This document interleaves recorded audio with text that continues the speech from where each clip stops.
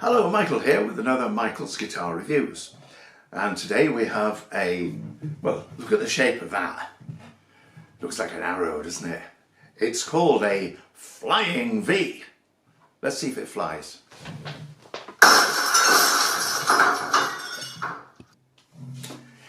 Anyway, is it a gimmick? Or is there something serious about this guitar? It's an Epiphone made in the Unsung factory in Korea, dated by the serial number to be 2003. This one's been kindly loaned for the purposes of this review by Matthew. Thanks, Matthew.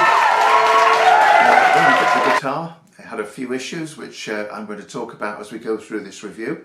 I'm going to go through the overall characteristics of the guitar first of all, and there is a list of a few statistics, if you like, or facts about the guitar about to appear now.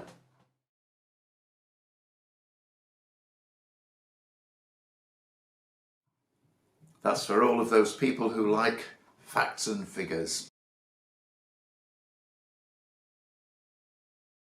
Okay, back to the beginning. Epiphone by Gibson, so a licensed guitar made in the Unsung, what a wonderful name, Unsung factory in Korea.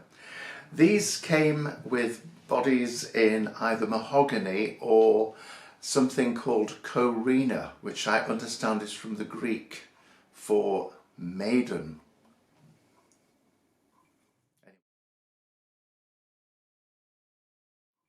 Anyway, it's made from a West African wood from the limber tree, which apparently has similar characteristics to mahogany. So some are mahogany, some are made from Korina. This one, I've had a sneaky peek inside, and it's not mahogany. So it's obviously, if it's not mahogany, it must be Korina, or the wood from the limber tree. The neck, however, does appear to be mahogany, looking at the inside at the end of the neck there. Fingerboard, rosewood, dot inlays, as you would expect, usual positions. One thing I will say about this is it has a brass nut. Why am I getting excited about that? I actually don't know, because I really don't know what difference it makes. Some are bone, some are plastic, some are made from synthetic bone with all sorts of fantastic names like Tusk and Graftec. So, but this one's got a brass neck, brass nut. It's also got gold coloured machines. These are enclosed, as you can see, with nice big thumb grips there for you. Actually, they're pretty standard on a lot of bass guitars. Yeah. Where are we? The thing I like about this, look at that. Can you see the headstock goes off in that direction? This is important because we need to have this break angle. When the string comes over the nut, it's not supposed to go in a straight line. It's supposed to pull back. And the shape of the headstock allows you to do that. And when we're talking about gimmicks, the other thing I want to point out about this, which I'm quite impressed by, is that the fact that the headstock tapers almost like an arrow or a point towards a point means that the strings, these two strings, are closer together, these are further apart. So when the strings approach the nut, they're not banging into each other. There's enough separation by virtue of the shape or the setup of this, which means the strings can run along without bashing against the post of the one next to it. Some guitars, especially those with headstocks that are flared from this point outwards, the tuners are pulled this way more, which means that when the string passes by its neighbour, there's a good chance it's going to get stuck on it, and you never know what could happen there, buzzes and all sorts. So whilst it looks a bit gimmicky, I think this is a good idea. Now, got a sort of a slim C profile neck, which is actually very comfortable. It's not too chunky. Some of these bass guitars have got very thick chunky necks like a baseball bat handle. This one's quite slim, so it's nice and comfortable to play. The fret ends are all dressed off and are not sharp or sticking out. This one's had very little use. The owner's had it from new, and over 20 odd years it's hardly been used, I would say. Moving along, the neck is set into the body. So it's not a bolt-on neck. It's therefore said to give better sustain and resonance. Fine. You can see here there is a roughened rubber strip, and the reason for that is it's an attempt, I have to say not a successful attempt, to prevent the guitar from sliding when you've got it on your leg. Doesn't really work, to be fair. I'll demonstrate that. Put it on your leg, and what does it want to do but do that? So it's not a good idea. If they were going to do anything, probably a small block here would have prevented it from slipping too far. However, what I have discovered is that if you put it on your leg like this and lean it across to the other leg, then it's pretty stable. And even though it's a bit gimmicky looking, it's stable. It's got these humbucker type pickups, 2 of, and quite an attractive scratch plate in my opinion. This one's a 3-ply scratch plate. It's not a thin single piece, it's actually got a bit of meat to it. Sorry about that, vegetarians. Moving down, we've got a pretty chunky bridge, and this bridge can be adjusted for intonation backwards and forwards here. Each string saddle is individual, and the bridge itself is retained by these 2 large block bolts here, and there's one in the front, and that one in the front you can raise up and down, but you do have to make sure there's enough slack on these to allow that to happen. So if you want to raise it up and down, you can do. Configuration of the rotary controls. These have got individual volume controls, so each pickup has its own volume control, and there is a single master tone control, which is this one here. So when it's rotated clockwise, you get a more guttural, sharp sound, trebly, and reverse, and you get a deeper bass sound.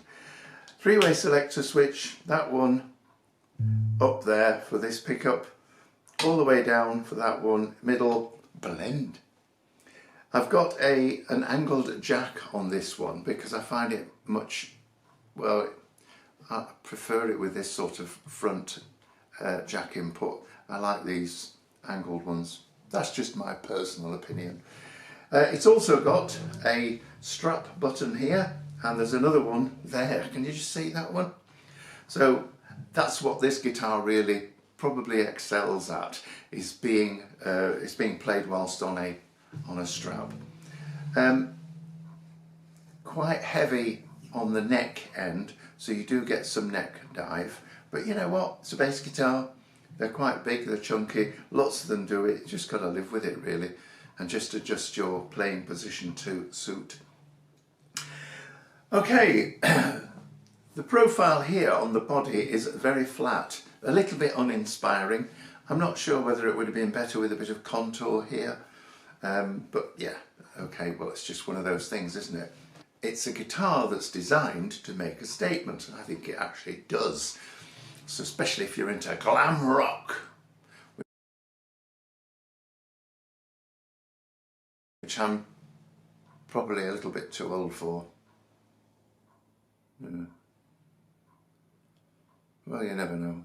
Anyway, here we go. So now, having said all this, oh yes, one thing I want to come back to is when I got this guitar, I took the scratch plate off with all the electronics and so forth fixed to it, and just resoldered all the connections. I just do that because I like to know that there's a fresh joint there, and I've also sprayed all the potentiometers or pots, controls, rotary controls, with anti-static spray to stop them from going and driving me crazy. It also had a forward bow to the neck. Banana! So what I've done is very gently, whilst the strings are in tune and therefore the guitar neck is in tension, I've taken this little plate off here and using the correct size hex key or Allen key, I've rotated it to this side, so when you're looking at it that way, it's to the right.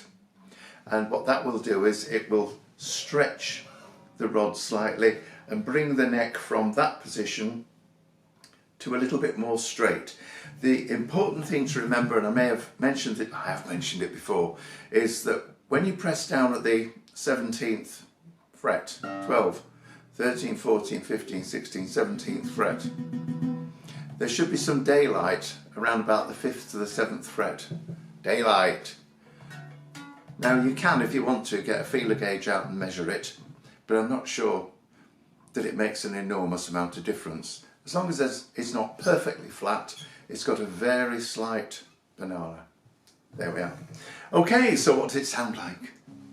First thing I'm going to do is put the tone control, this one, fully clockwise to give us more treble, and I'm going to switch to this pickup, which means I've got this volume control, and we'll see what that sounds like. So a bit trebly on the neck pickup. Here we go!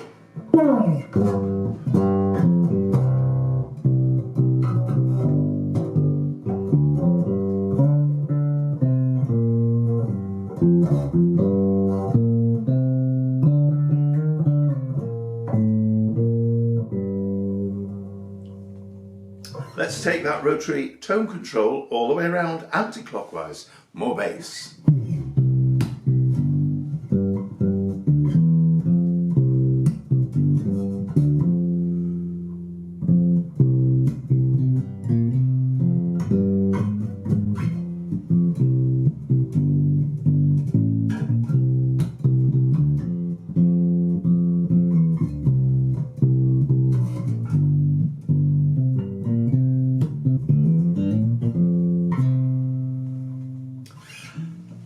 A nice tonal variety there, a bit of a decent sweep between the treble and the bass. Let's now move down to the bridge pickup, and we've got the volume control on that one already on full because it doesn't affect this one. Let's start again with the rotary tone control fully clockwise to give us more treble. So here we go.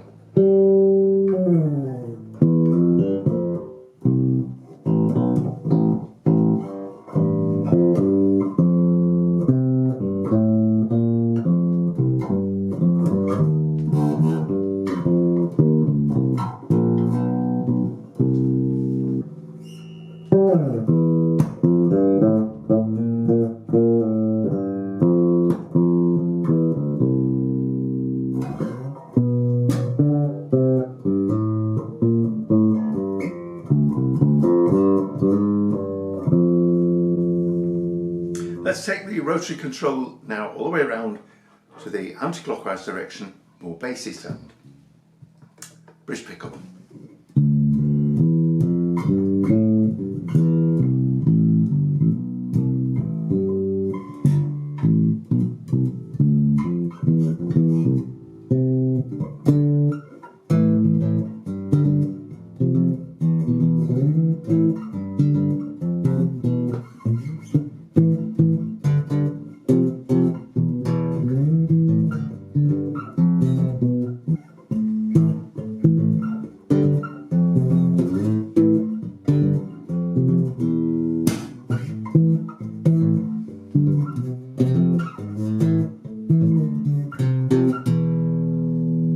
Let's now blend the two together, so I'm putting the three-way selector switch in the center position, both pickups now, volume on full, and I'm turning the rotary tone control fully clockwise to give us a more trebly sound.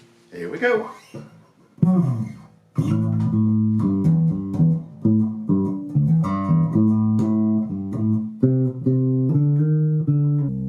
Okay, let's turn that rotary tone control fully anti-clockwise. Now we've got more bassy sound, both pickups. Here we go.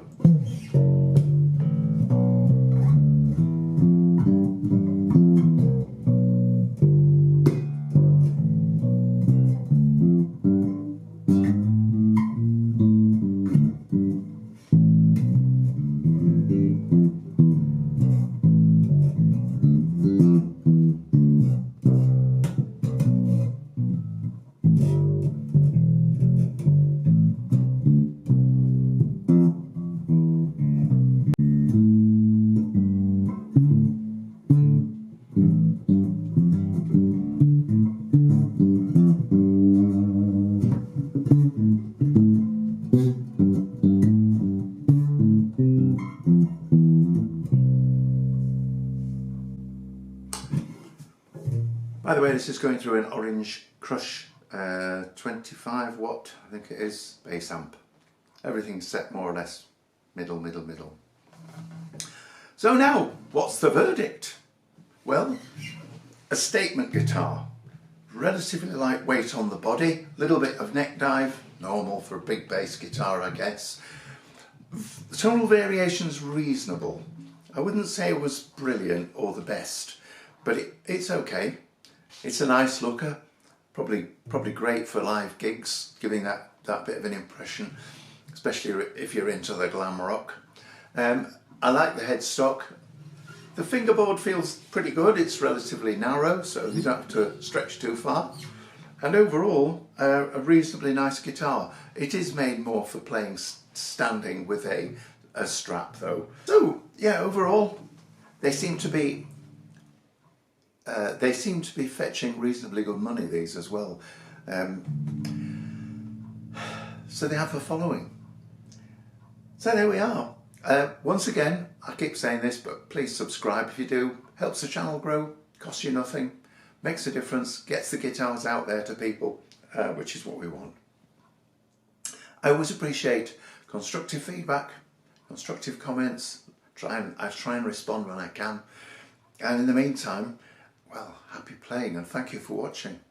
This is Michael's Guitar Reviews. Bye for now.